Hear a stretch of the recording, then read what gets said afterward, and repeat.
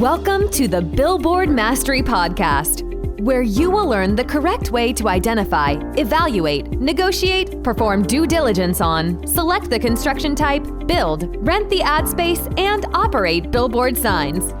And now, here is your host, the guy that built from scratch the largest privately owned billboard company in Dallas-Fort Worth, Frank Rolfe. Gas is expensive right now, and so is your time. This is Frank Rolfe, the Billboard Mastery Podcast. We're going to talk about methods, simple methods to make it where you have to go out in the field less.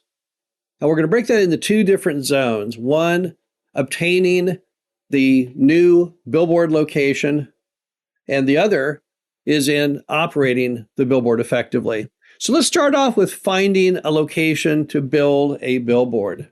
Now, we all know that since they passed the Highway Beautification Act back in the 1960s, billboards are only allowed in certain zonings and at certain spacings. There's no point in going out in your car and driving around until you have a zoning map.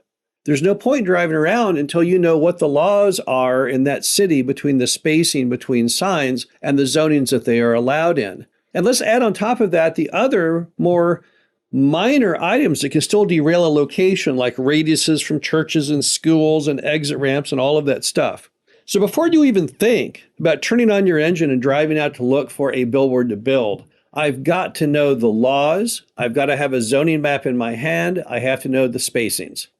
So there's a big savings right there. Going out and just driving around aimlessly looking for a billboard location, that does not exist. There's no science in that at all. You are just burning gas and burning time. Now, if you want to look for a billboard to buy, if you want to drive around and look for old wooden billboards that are abandoned or that are underutilized, sure, you could do that.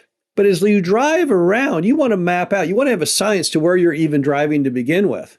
You should be looking for those kinds of opportunities at the same time you're looking for new areas you can build in, because they all tie together.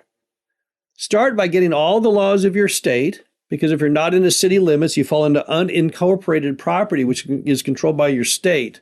Know their sign laws, and then in any city along the way, get their sign laws, and you'll need their zoning maps in the county land and the stuff that's not in the city. In most states, where you can build the sign is based on what's called unzoned commercial, which is often related to where the existing businesses are located at. But you got to get all those facts and items.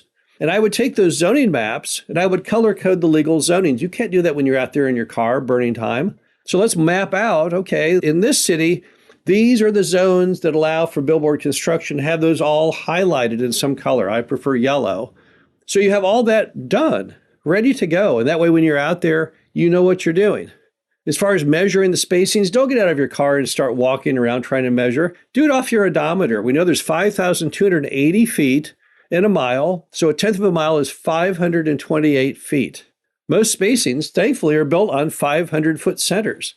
So some states, the space between signs is 500 feet, some's 1,000 feet, some's 1,500 feet. Well, great, that's either 1, 2, or 3 clicks of your odometer. Are you off by a little?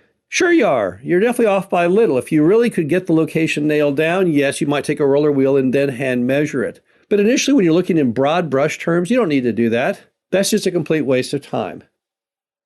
Now let's move on to the operations side of running the billboard. There's two things that come up with billboards that you want to know about.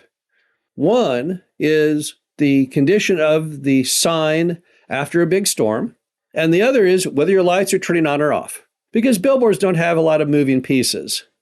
All they have, unless they have a digital, is they have a moving wheel inside that houses the on and the off teeth for the light. That's it. So in the absence of a storm, typically signs have no problem at all. They're extremely strong, very simple, very sturdy. They rarely break. But if you see on TV that you're having an issue as far as a giant storm passing through, like on the National Weather Service, a big red cloud looking thing, and they say, this is a severe storm with high winds, damaging hail, tornado potential, and you're worried because, gosh darn it, that red zone's right over your sign. It doesn't mean you have to jump in your car and go out there. Whenever you build a sign or buy a sign, make a note of the businesses that are nearby that look out on your sign. In many cases, there's a 24-hour convenience store or a restaurant or something that you could call in those times and just say, hey, is my sign okay? Can you look out the window and see what you see? And they'll report back, yeah, it looks perfectly fine. I see no problems whatsoever, which means you never had to drive all the way out there. It would have been a completely fruitless drive to go out there. The same is true of your billboard lights. Rather than you drive out and check on them, hey, is there somebody else that you could have who could just look out the window and tell you? It makes life so much easier. And if you're going to go out and drive out and look at the lights, if you have a sign that's in more of a rural area and you can't do it any other which way, then at least do it in an organized fashion. Get your calendar and go out and check your lights on a regular but very organized basis. You may say, well, I'll go check my lights once every month. That's probably fine. And you might even map out the shortest route between your signs to make sure you don't have any excess travel time. The bottom line to it is, if you just use some common sense and technology, you will find that you can cut a ton of hours out of your year that would have been wasted doing needless things that you could have done more efficiently. And remember that time is money, not to count wear and tear on your car and gasoline. So with all these tools at hand, let's just be more efficient in the year of 2024. Let's go out there and get things done without having to go out in the field all the time in kind of a non-structured environment. But instead, let's hold down the costs and make things happen.